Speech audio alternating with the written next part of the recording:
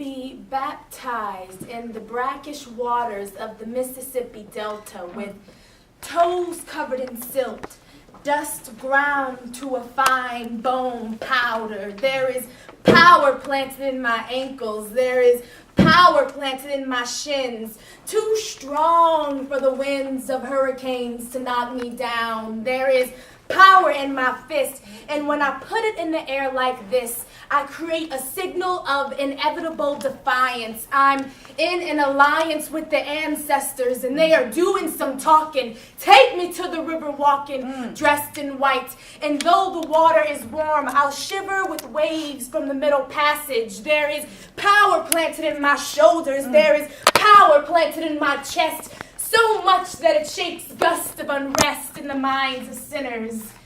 We're all just Brer Rabbits trying to be winners, so why not just slow down and listen?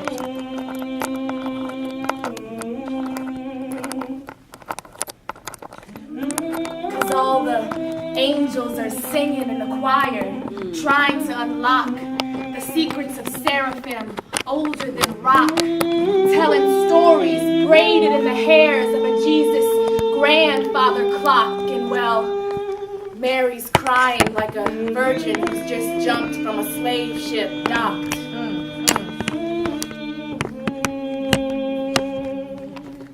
Take me to the water. All right. Take me to the water.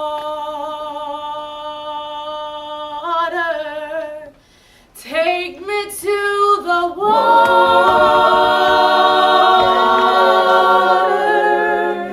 to be baptized. There is power in my fist, and when I put it in the air like this, I create a signal of inevitable defiance. I'm in an alliance with the ancestors, and they are doing some talking. Take me to the river walking, dressed in white. There is power planted in my pelvis. There is power planted in my hips, too ancient to forget where I'm going.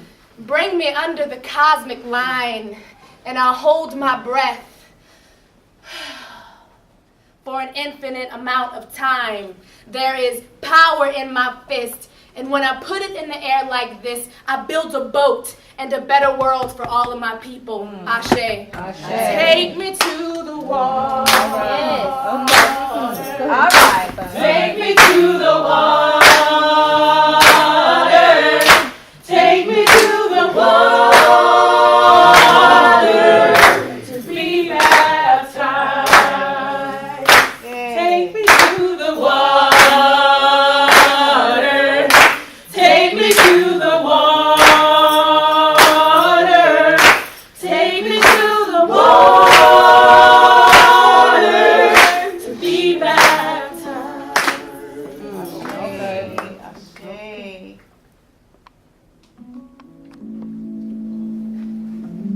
Sleep now, because when you wake, you will be on the other side of the world, and this man on your left will be your brother, and this woman on your right will be your sister. This new language you will speak will be grief. This memory you share will be sorrow like water, welling in the pit of your stomach. Fresh each dawn when the new day will come, rubbing salt in your wound. So for now, dream of Guinea. Dream of riding home on the back of Yemaya into the arms of your adoring people. Or dream of nothing. There will be much more to dream of in a strange new land, with strange new people, and a strange new purpose. But for now,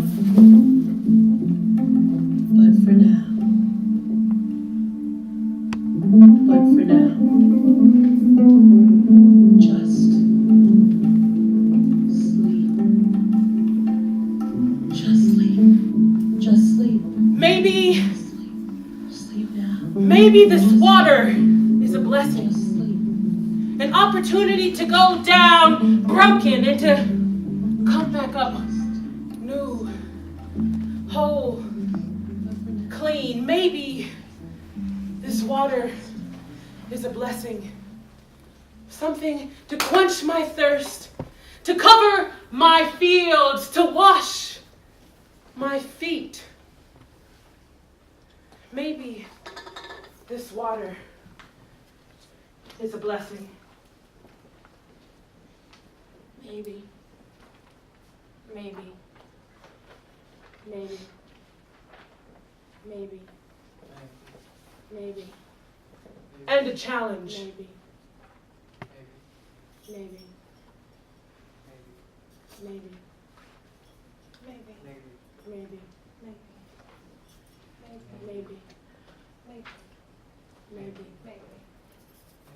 Maybe. And a test. Maybe. This water. Maybe. Is a blessing. Maybe. And a challenge. Maybe. And a test. Maybe.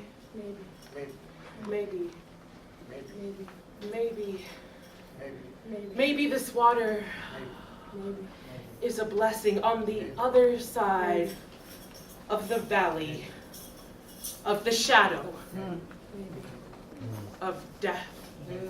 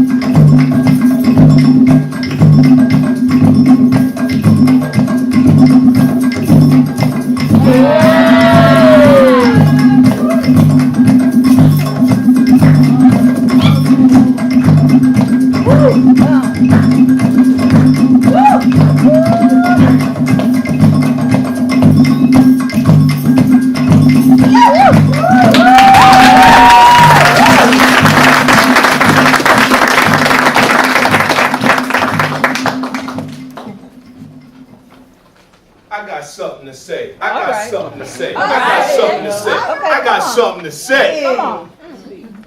We will never again fall on our swords. We are Africans.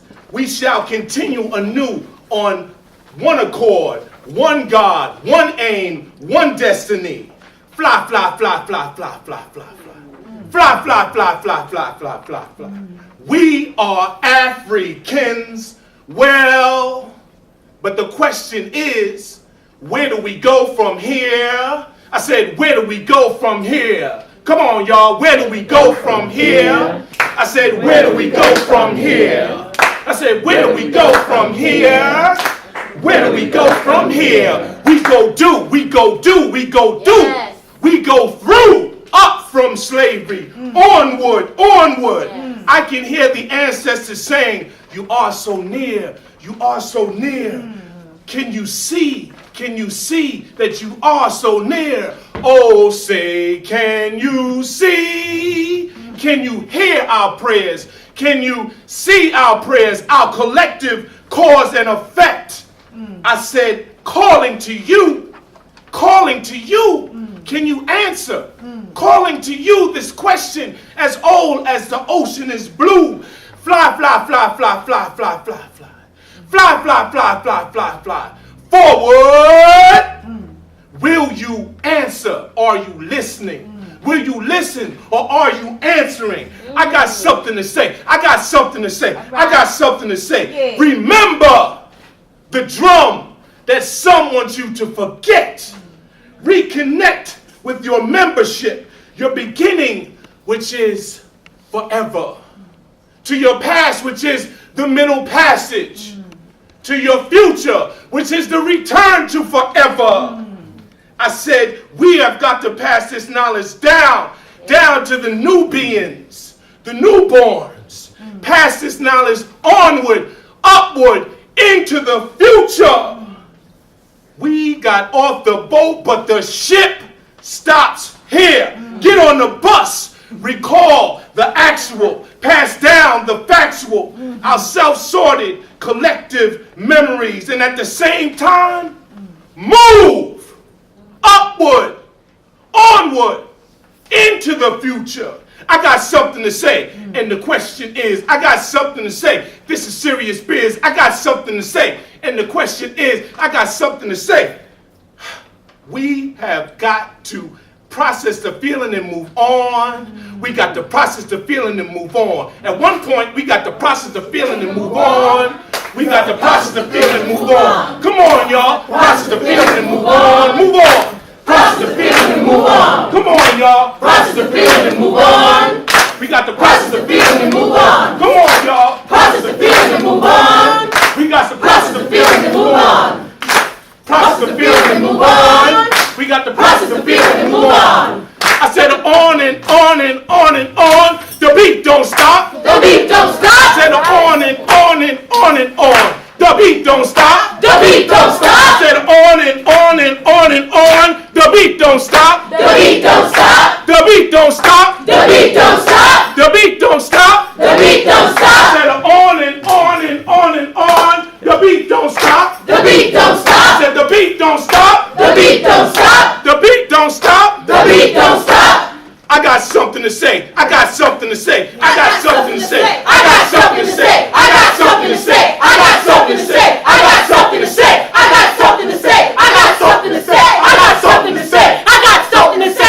Say that right here, right now, began the new covenant of peace that brought two places, Africa and the Americas, that brought two people, here and gone, that brought two times, the present and the future, under one house, To collide. To collide. This is your mission, Ezekiel. Should you choose to accept it? This is your mission, Ezekiel. Should you choose to accept it? This is your mission, Ezekiel.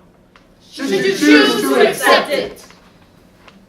Will you accept it?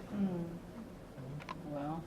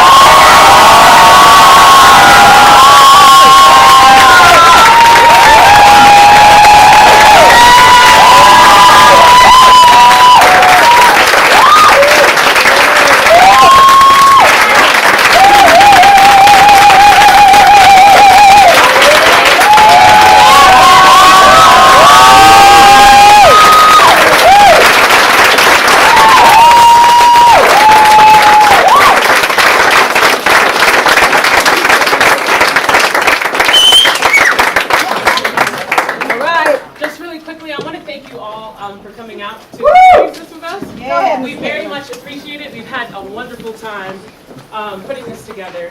And so it means a lot to see so many of you here and excited to be here. Yeah. So, Go ahead, thank you. Kate. I know that it's very hot in here and that people have things to do. So if you're one of those people that needs to get out of here, please feel free to leave. But we did want to have kind of an, not impromptu, but a informal question and answer session. So, Ms. Kate. So there's a lot of different things going on in the show. We understand that. We've been working with it for a long time. So some things come to us quicker. So if you have any questions or comments or anything like that, we can do that now as soon as I grab my glasses.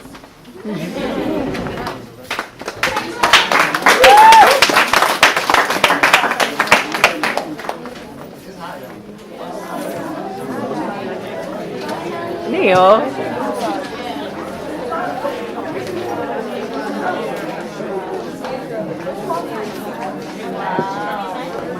Shane, or Shane is not in here.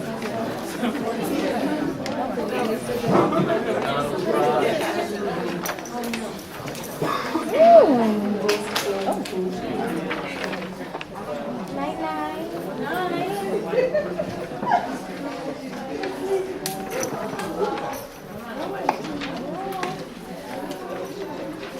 Caitlin, I have a question. Yeah, Haiti, please ask. So, your art statement talks a lot about, I guess, where you do a lot of your material from, both from, cultural memory of being the descendants of those who went through the Middle Passage, right? And some of the artist work, I can't recall the name, but can you talk a little about why this was so intentional for you? Like your I guess the foundations of which you wanted to create this show from. Okay, well, as Haiti said in my honor statement, it does say that this was not my original idea. And this came very late in the process, but as soon as it did, I just had to pursue it. And like I said, I ended up running across Imna Arroyo's online exhibit, right, titled The Trail of Bones. And as soon as I saw it, I just knew I couldn't do anything else. And it was something that ate away at me and ate away at me and ate away at me and wouldn't leave me alone until I addressed it. So I said, okay, I'm going to address it. Now, originally, my first honors project was going to be a one-woman show. Yeah. But then I was like, okay, I can figure this out. And then it was like, no, this is something we do as a community, right? Mm-hmm. This is a story that pertains to and is about so many people, and not even just, as many of us know, members of the Africana community, right? Mm-hmm. Right. And so that's how it began. And I knew that I had to start looking into other things as well. So there are a number of texts that I've been going through. I've been online. I know one that's particularly that sticks with me is Feeding the Ghost by Fred Aguiar, which talks about the Zong massacre. Mm-hmm. And there's one piece in particular, it's Gus's when he's dancing around the white slaver's feast, that pertains to that, and talks about this story of basically a captain on the ship, the Zong, getting lost and getting kept away on his way from West Africa to Jamaica. And he has to make this decision because it's taken him so long. A lot of people have gotten like dysentery, other things, they're very sick. they've lost a number of white crew members as well as a number of enslaved Africans. So he's like, I need to make a profit. So what he decides to do is start throwing bodies overboard, the sick and the elderly, so that when he gets to Jamaica, he can file an insurance claim and say, oh, these people were sick, they perished. Or also another story was that there was a great storm that came and washed a bunch of people off deck. And yet all the white slavers were still there, minus the ones who had passed away, on the journey. So, that was a text that was really instrumental. And there's just something about the idea of, it's very difficult to tell the story of the Middle Passage. One, because it's a hard thing to wrap our minds around. Augustus' piece, the other piece, the one that he wrote specifically, 5260 million pickup. We'll never know the number of people exactly that were brought over, especially after the slave trade was abolished. Right? Yeah, right. And then exact numbers and different things like that kind of disappear and fall off the record. And the other question is, well, we have very few actual narratives or voices from enslaved Africans who experienced the Middle Passage. Right. And the few that we do have are hotly contested by scholars who say, we don't think that they're the ones who have either written these or that they didn't really experience them, or that they claim that some of them were born in America and then became literate and said, well, I'm going to try and tell this story, after the fact, in the story of somebody else. So I think that's what really drove me to pursue this project. And it was like, I felt like I couldn't leave the story untold. And I don't think that this even really in so many ways scratches the surface, but it was something that I really wanted to attempt, and I wanted to get as many people as I could involved in. And to me, it's more important that I think that the conversation be started, and that it's something that we're thinking about. Because as Miko says, you've got to process the feeling, right? You've got to go through all of what happened, relive that, and then move on. And you can't move on until you've done the first thing. Right. So thinking of this kind of as an opportunity to begin to process that feeling. Is that? Yes. Yeah. Yes. Yeah. Hope. Can we talk about, I don't know if it was intentional or not, but almost every piece had a lot of repetition in it? Yeah. Okay. Yeah. No. So repetition is really important to me. One, I think there's a way in which we've got to let some things sink in. So that's one of the reasons why pieces repeated a lot, and it's like trying to make a few points and make them really well. Another thing is also a lot of repetitions of threes, which is very important when thinking of specifically of the Orisha and the Yoruba tradition and like religion and spirituality. And the number 3 invokes of the Orisha Elegba, Papa Elegba, who is an Orisha that guards that when we talk about the Kikongo cosmogram, so like the cross, right, with the circle around it, and thinking about up top, this is where all the people, this is the living world, and down here is the world of the ancestors. And he's the person that stands on guard, kind of like the person at the river Styx, if you want to come at it from like a Greek or Roman mythology kind of way. But you're supposed to, in Yoruba tradition, invoke him at the beginning and at the end of every ritual that you do, because he's very important, right? And especially when we're thinking about going down into these places and recovering these bones and crossing the Kikongo cosmogram, right? So you invoke, so that there's a lot of repetition of threes, because 3 is his number. And then at the beginning we say, this is your mission, Ezekiel, this is your mission, Ezekiel, this is your mission, Ezekiel.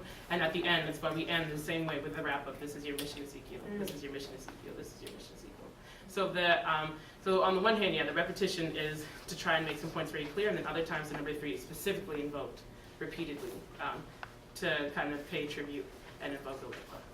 Can you talk about the Ezekiel passage a little bit?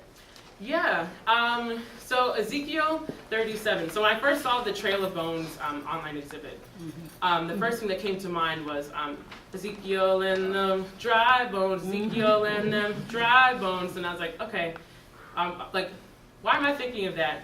And where does that come from? Because it's something that I learned as as a Christian song on a CD that like an aunt gave me once. It's like really cool, and I'm like, this really works. And then I'm like, well, I'm falling behind on my biblical scholarship.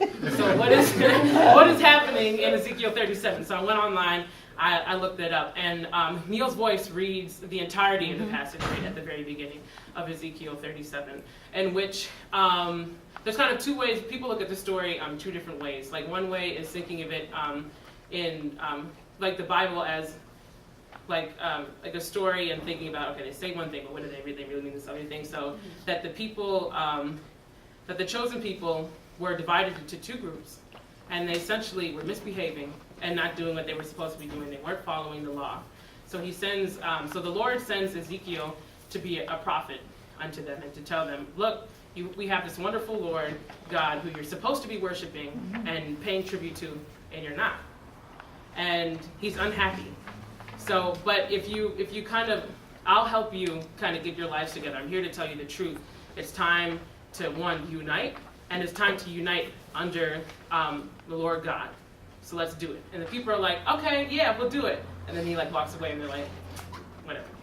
So Ezekiel's like, so the Lord says, Ezekiel, you need to go back, and this time you need to really mean it. You need to know that even though it's you speaking these words and not me, I'm speaking through you. And that means something. It's very important. So go back and tell them, and this time, like, really mean it.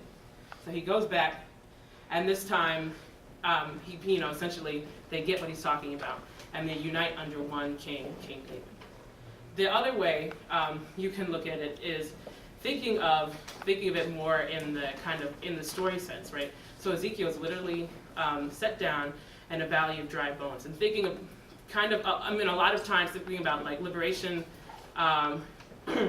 theology, the ways in which there are a lot of parallels in the experience of the Hebrews and the Hebrew slaves and what it means to be like an enslaved African, right, and the New World. And so this is like a parallel thinking about. I thought in reading the passage, so Ezekiel gets down there, and there are these bones, and the Lord says, tell them that they will live and they can come together. And so Ezekiel says all these things, and they snap together, but it says there's no breath. And in translation, breath also means spirit. So it's like they're there, but there's no life. There's no kind of like life force happening. And so that being really important. So when he goes back the second time, it works. And he talks about not only connecting the bones together, but connecting these people and giving them a purpose. And so I thought of, what if we thought of ourselves as people who are invested in the study of Africana people being our own Ezekiels, right? Oh. People who go back and reach back into time and gather these bones, right? And have to promise our chosen, right? We're chosen people to go back and to snap them together and to do more than just fit the bones together, but to layer flesh on them, right? And to give their bodies breath and life and revival. So that being something that's really poignant and important there. And the way in which, too, it also talks about diaspora, right? Because you have these people that are split into two tribes and needing to come together under one accord. I'm thinking of, we have African descendant peoples in Africa. We have African descendant peoples, a large number of them in the Caribbean. We have African descendant people in the continental United States, in South America, in Europe, in Asia, everywhere, right? But that doesn't mean that we can't unite and come together under one standing and one accord. And if we're ever, it's my belief that if we're going to get done the work that we need to get done, we've got to come together. And so that is what so that's a lot of what the project really was birthed out of, what it came out of. And understanding like the middle passage, and understanding the middle passage, the thing that caused us in some ways to lose a certain amount of life, that caused us to be dispersed, as kind of going through that, kind of going on or embarking on a healing journey as being the process under which we can bring everybody back together. Oh, Kathleen, I love that. I'll let both of you. Two quick questions. One, to what extent do you feel it would hold the African chiefs themselves for the participation in the creation and the furtherance of any aspect of the middle passage? And the second is, in 2011, with all the success we are now experiencing, what message does this send to, or should suggest, to blacks today who are imprisoned because of drugs? A sense of the new imprisonment, the new enslavement being drugs. The second question first. Rico, your poem, his original version of the poem, I'd like you to talk about this, actually had a line about the prison industrial system being the new slavery. Yeah, it was actually another poem I'm working on called Presentation, And so it speaks about the new slavery, you know, the new drugs, and drugs being sort of, we could relate that to sort of what we were under. Must have been under some sort of drug, emotional, something conquered us. And in a large extent, it had to do with us. I mean, some of us sold, you know, as you mentioned. So, and then also, you know, we had to cut, you know, we couldn't do everything. So, but also the room, we used the room a lot in our inspiration for the piece. And that what you see there just reminded me of you know, prison and just the whole wall and everything. So The door of no return. the door of no return. And so, yeah, so maybe we'll put it in her bigger piece. But I think it's very true that also, I thought it was very important to mention, and I tried to say in my poem about process and feeling is a way to avoid drugs. I can tell you that personally. So that's how I really was thinking that, Professor Booker, when I was saying to myself, how can I add that in there when it really doesn't have any, you know, practical context in the piece. And so I thought that if we process the feelings, whatever they are, you have a better chance at living a sober, clear life, you know. And so I think that's it. Kathleen? Yeah, you mentioned Gus's piece, and I was wondering if you could all maybe talk about the collaborative process and like working together and how that came about, especially different pieces. Gus? Like the collaborative aspect of the piece, that was mostly, I think, Vanessa and Caitlin's actually. I had written the piece. We didn't really know what to do with it. We liked it. And so I just read it one night, and then the next night I came in and they're like, this is what we're doing. And so we did it, and it was really great. I think I should add that Gus is being really humble as Yes, he is. He's a as very humble always. cat, very beautiful spirit, but Yes. Yes. he wrote, that's the first poem that he ever wrote. And when I found that, I was like, that's gotta go in. I mean, it's awesome. And just the title alone, when you think about it, is enough. I know. But he truly, and then when we see, you know, we see that he truly feels this way, you know, about the poem, every word in the poem. And so it's just, you know, he's not going to say that to y'all. I have to say it. Go ahead, Joe. Come on, Joe. Well, in terms of the collaborative thing, I think there was a way in which what Caitlin said about bringing different voices and being a community sort of process was really important. I think once she talked to each of us, and I know she started it off at the end of last semester doing a project for Professor Coleman, right? And the sound piece and getting people's different voices, and then she approached all of us and talked to us about the project. And I think that there was this way in which inspiration sort of came upon us throughout the entire process. And so the fact that that was the first piece he's ever poem that he's ever written, and for Vanessa and myself, that was one of the first pieces that we ever choreographed. I think it just sort of came like that. I think we sort of all clicked with the vision and sort of went running with it. A lot of times I think it's just being able to go with the flow, which I think is so much of what they've said already. But originally we had this idea, Gus's poem, he talks about hearts, and these hearts falling. And so at first they were going to be like styrofoam balls with yarn on them, and then, you know, we were like, we don't have time for that, and, you know, who knows where they're going to go, and maybe we should scratch that. We were going through Joann Fabrics, and we found 300 rose red petals for like $4. Okay. I was like, less time, way prettier, and so much easier than styrofoam balls, yarn rolls all over them. And I guess originally Gus was dropping them in between the two sheets, and one day we missed, and it ended up dropping on top of the sheet. And then so while Nicole and I were whatever, you get this. Add the blue lights, and you know, that's pretty much what happened. It worked. Ms. B? I just thank you so much for this piece. All of you is just so brilliant. And the sound, Caitlin, I wanted you to talk a bit about, you know, I love the, you know, references to New Orleans, and when the levees broke, Terrence Blanchard, all through here, and water, water, water. Some of it good, lots of it bad. But I just wanted you to talk, and then Be Steady, Yo.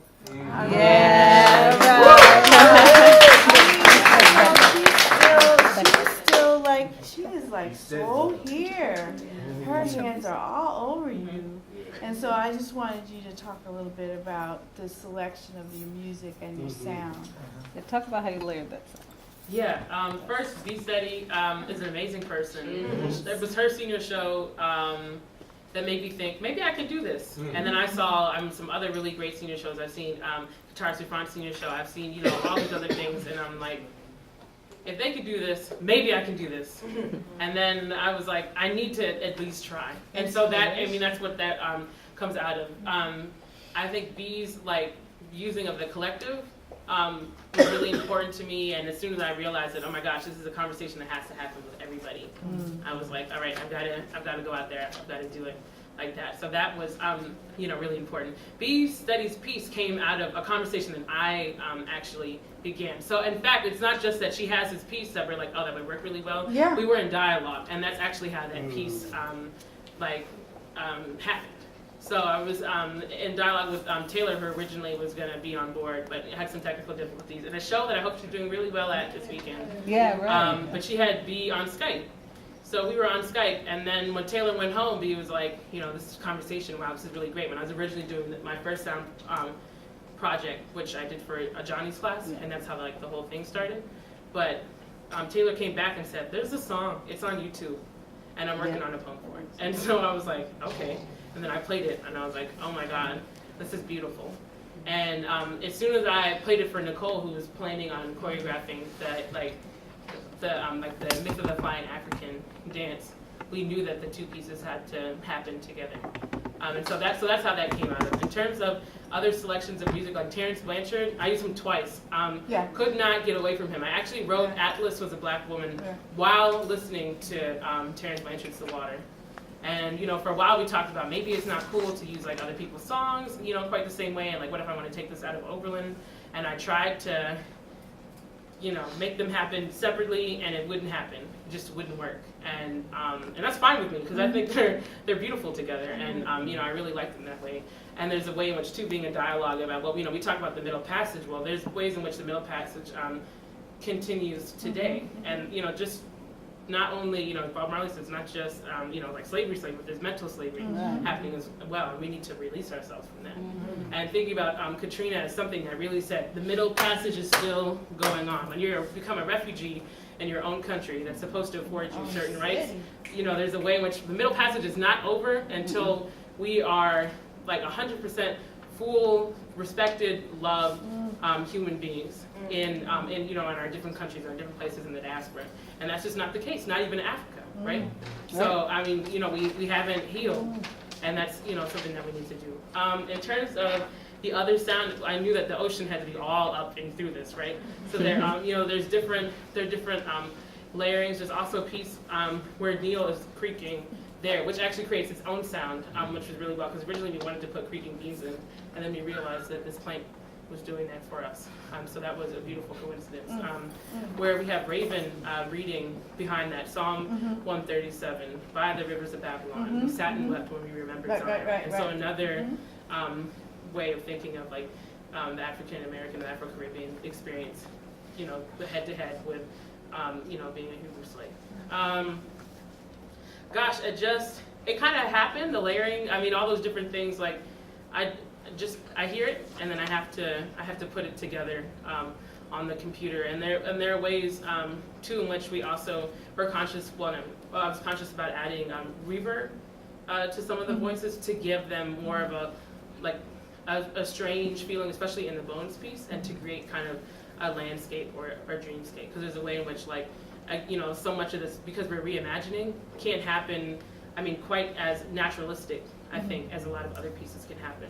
So I wanted to play with that idea too, and being able to think and exist in this imaginative space. Ms. Gatsby, you had your hand. It looked like I didn't. I was stretching, but oh. I was about to put it up. I just have to say that I am just spectacularly proud of all of you. I'm like,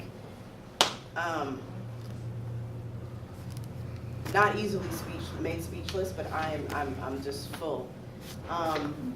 Particularly the dance of the flying Africans. I wonder if all of you could speak to the ways in which this is really a composition written on water, right? And I think it's not coincidental, obviously, the time at which, the date at which, the weekend at which this performance takes place. And what's interesting to me is that there's this inscription on water.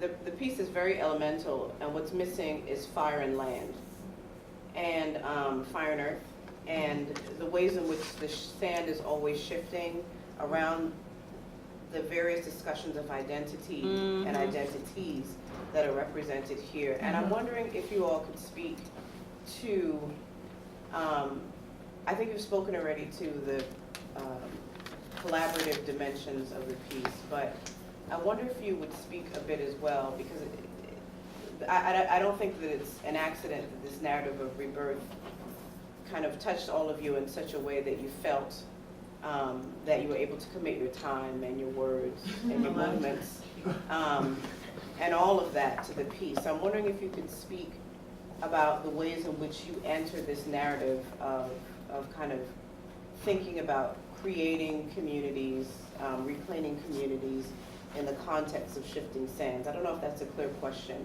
but that's just the way it came to me.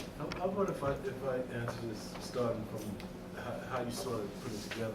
Because I was actually, I think, probably the last one you asked and commissioned the piece that I did. And so, so I kind of went backwards through everything and said, wow, well, you know, this is what I think needs to be added to it, you know, that we cannot continue to, how many middle passages are we going to go through without actually moving on and really putting emphasis on moving on? And then also, I think your book, you know, really inspired us. You know, It's all up in there. That's where it's flying. When I first say fly, you know, I'm flying, and then lastly, I'm flying forward, and I'm telling everything to go forward. You know, Kay was giving me that look because I told her that's going to be the title of the next book. Yeah. We talked about that. I'm sorry, go ahead, brother. So, but you know, I'm just saying. So, and then I just see this idea. I hear what you're saying, but I just sort of, as I spent time with everybody, sort of felt like we were kind of walking on water, in a sense. The dancing in particular, you know, it's if you knew how this all went together, you would say, wow, this is a real walk on water. How the dances actually all came together. So I'm glad. So, I don't know who else. When Caitlin first approached me, I was like, okay, I'm gonna definitely do a poem. But then I was worried because like nothing was coming to me. I was like, oh my God, what am I gonna do? Like, and then just one day I was sitting and like this line just came in my head, like I want to be baptized in the brackish waters of the Mississippi Delta, and I went from there. And I actually give the image of the silt like in your toes, like dust ground to a fine bone powder. And I'm really attached to the idea of like the silt, like the bodies that were put in the ground, of that holding spirit and being connected to the water as well as the ground. And so it's very important that the water is brackish water because brackish water is where salt water meets fresh water, and the salt water being the water that carried people over during the Middle Passage, meeting the fresh water of the New World, and that being the space where people were baptized and reborn.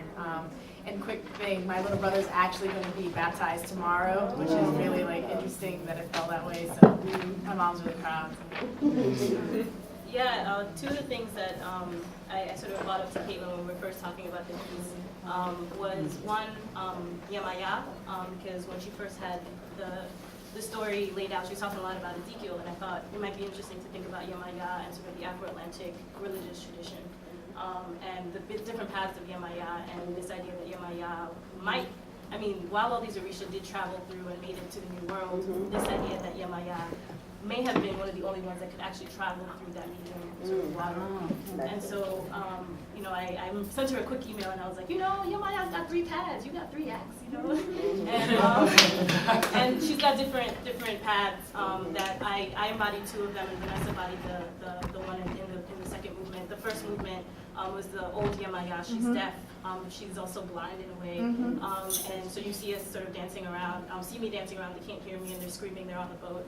And she also comes from the brackish water, so I really like this idea in terms of Raven's baptismal piece, and sort of coming down and being baptized as this old Yemaya from Africa and being reborn as the Yemaya of resistance, which is another path of Yemaya. And then Vanessa being the assassin, right? And at the end we come together sort of, you know, the assassin and the warrior to move forward, and I thought that was really well placed.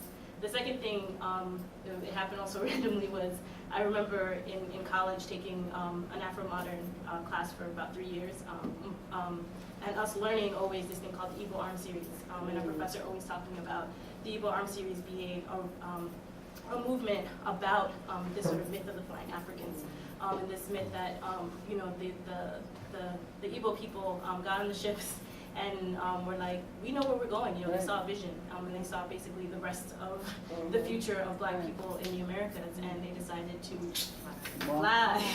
Some people say swimming, some people said flying. So the second, the Be Steady piece that Vanessa and I worked on was really about this sort of idea of swimming and flying and going back, but also forward. And then we kind of weave that into, and I don't know if Kayla wants to pick up on George and Professor Gatsby's Sucking Salt book. Yeah, so as we already discussed, Professor Gatsby's Sucking Salt was a really great inspiration for me, or helped move me forward, because I had the beginning together, had an idea about the middle, and then was like, okay, and as Miko said, like, the end was kind of like totally unwritten. And what really did it, I know for the 2 of us in discussion, was I'm reading Professor Gatsby's second chapter of her book, The Salience of Memory, which talks at length about different kinds of myths of the flying African. And there's one particularly that I like to embellish, and I will tell it to you in an embellished kind of way, about George, the flying African, and it originates from Suriname, if I'm correct. And so basically you have this African named George, who is, you know, was captured, enslaved, is brought, you know, across the Middle Passage, and then is taken to Suriname. He gets there, you know, he has to continue his life, right, if he's gonna stay alive. And, you know, eventually he ends up having a family. He raises his family, and, you know, his children are, you know, old enough to take care of themselves, and, you know, he's gotten up in age. He's like, you know what, you guys, it's time for me to fly back to Africa. So he says to his children, all right, I'm gonna fly back to Africa. And his children are like, okay. So they're like, oh man, where's he gonna go? He's not gonna fly back to Africa. That's impossible. So, you know, they go on about their business, and eventually, you know, he's like, the time has come, I'm gonna fly back to Africa, I'm gonna fly back to Africa. And they're like, okay. Then one day, he's like, okay, today's the day. And then he lifts off. And he is flying back to Africa. So now, his children are like, because they didn't think he was gonna be able to fly back to Africa, right? I mean, that's preposterous, but there he is in the air, and he's leaving. And he's like, you know, like, goodbye. And they're like, so their first reaction is, what? And then their second reaction is, wait a minute. He didn't show us how to do it. Why can't we fly too? So they say, so wait, you're just trying to leave with us, you know, just leave us here and not help us fly back to Africa, not, you know, tell us how to fly back to Africa. You know, George, what's the deal? And George tells him, well, you know, you've ingested salt. So your souls are now too heavy to fly back to Africa, which is a really common, you know, thing that comes up in all these different variations of the myth. But slave owners and holders using salt as something to weigh down the souls of enslaved Africans and to tie them to this new world or this new land. And so his children, and now think of yourself, you know, like if you're a member of the African diaspora, right? Think of yourself as the children, right? And then think of, you know, Africans in Africa as being George. So here you are on this island, you know, your father, the place, you know, that's connected to the place that, you know, he originates, is going back to Africa and is not taking you and is essentially telling you, you can't connect and belong to Africa the same way that I do. You know, I'm sorry. But that's just the truth. And so that being something that you have to grapple with. So his children, they reach up and they try to pull him down because they're like, well, if we can't go to Africa, nobody's going back to Africa. And they go into this whole, he goes into this whole struggle where eventually, you know, he gets away, and he's like, you know, I have to go back, but you know, your place is here.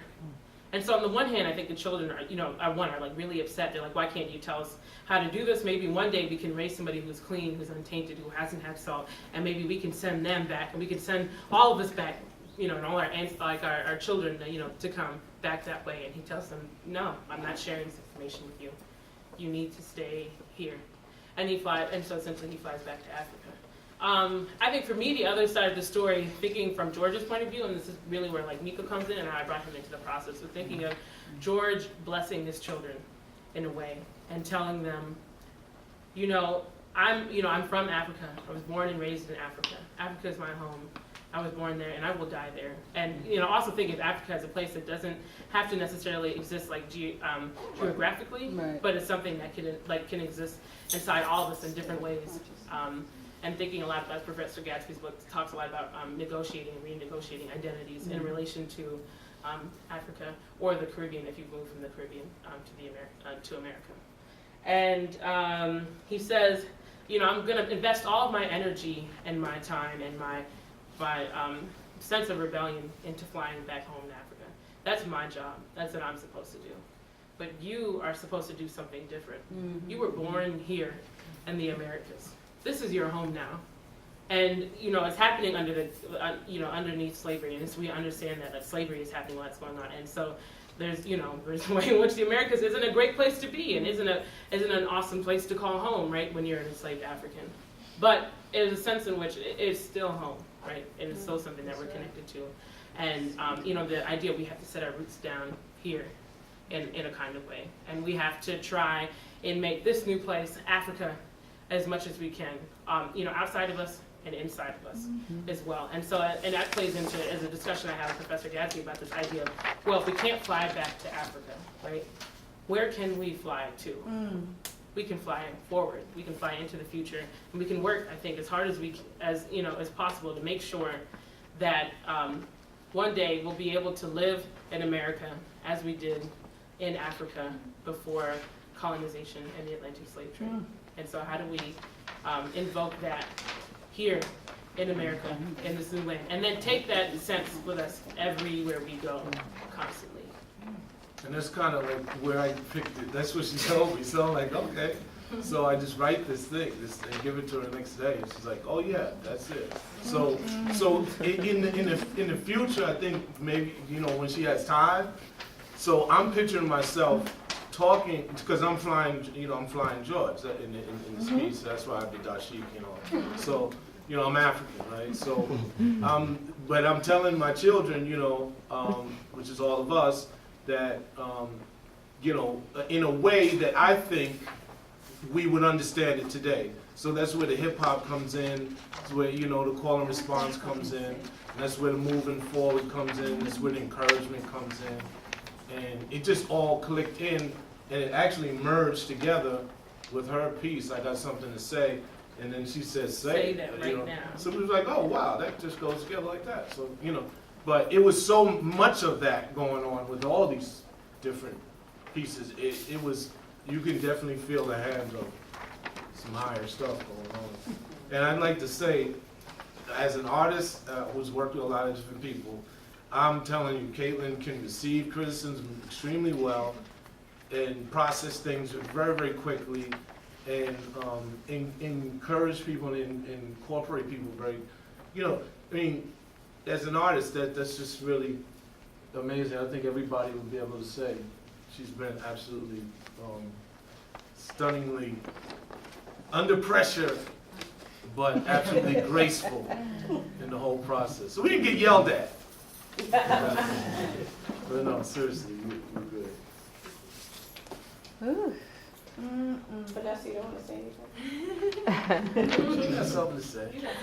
I do that. I call on you. Sorry.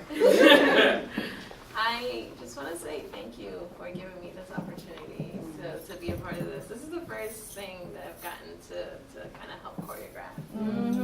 I haven't been doing this for long, but I'm enjoying it a lot. I've just been thinking as we've been speaking about where we're each from, and it's a big part of at least my time here. I've been really struggling with where I'm from and how that fits into what I'm doing here and whether I should go back or not. But with Miko's piece and encouraging everyone that's here to sort of move forward, I can't always want to go back, which is what I want to do. Yeah. So it's been a very personal thing for me that I haven't really verbalized to the group, but just thank you for giving me the opportunity to sort of like hear this and be a part of it, because then that's sort of like telling me in a way what to do here. I cannot begin to express my extreme gratitude, right, to have all of you here in the space with me. I know that it was touch and go for many, many moments, and there were times when you guys were like, I really wish she would get her together.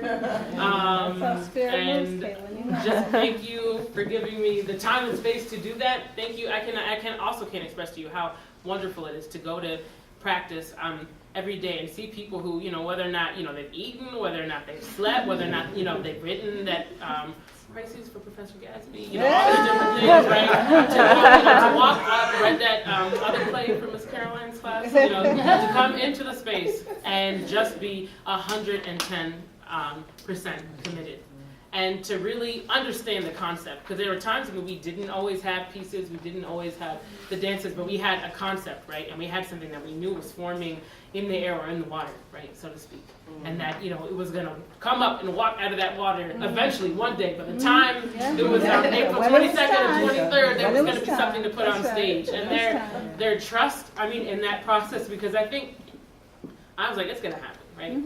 It's going to happen. And there were times when I don't know if they were always sure it was going to happen. Maybe it's up until like 2 or 3 days ago, right? But it did. It really did come together in ways that, we couldn't begin to imagine. And so, again, that trust and that love, that I felt from everybody, and that support, saying, she's trying to do this, and we're going to help her, the best way we know how, and the best way we can to help her get this done. Because this is a community, it's a community thing, it's an endeavor, movement. We have to support each other, because it's very difficult, it's really hard, and so many of us are also in senior seminar and all those other classes that we should have done ahead of time, but didn't, and now we need to graduate, right? And so, to be able to have, rehearsals that go on when, when you need to get this paper done, and you have this other thing, and then maybe you're just tired of seeing my face. To still be in the space and again be 110% committed was amazing, it was breathtaking, and I don't know if this will ever be able to happen again, whether with you guys or a group of other people, but I can tell you that this is something that I'm going to remember and hold on to for the rest of my life. You have documented. Hey, I just want to say something. I'm one of Caitlin's advisors, been on this journey with her. It's been an amazing journey, I have to say. It's been amazing to watch you move through the steps. I know you felt self-conscious sometimes, like I'm changing my idea, but it's how spirit moves sometimes. That's right.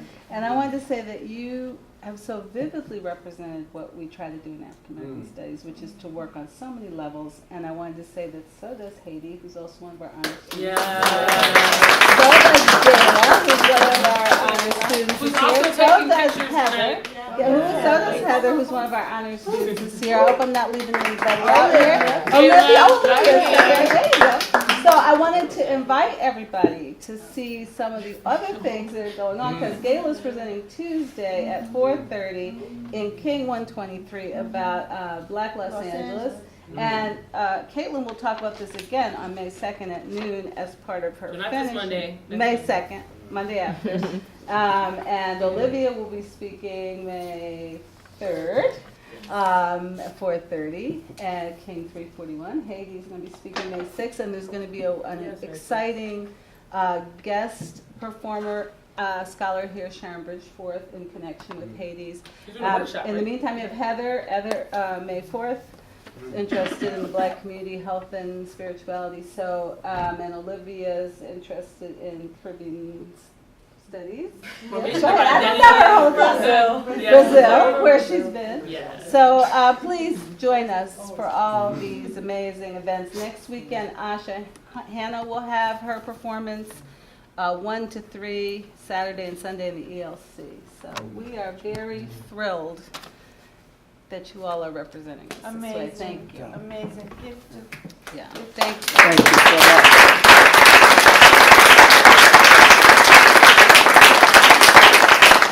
All right, well, thank you again for coming out. Thank you, especially for staying. I mean, it's so hot in here. And, you know, I hope you get to enjoy the rest of your weekend. Also, for those of you who celebrate, I hope you have a wonderful and a very blessed Easter tomorrow. Thanks. Olivia, how are you? Did you That's why No, I've been working on it. I've been trying to. I realized that I need to leave when I got your email. Yeah.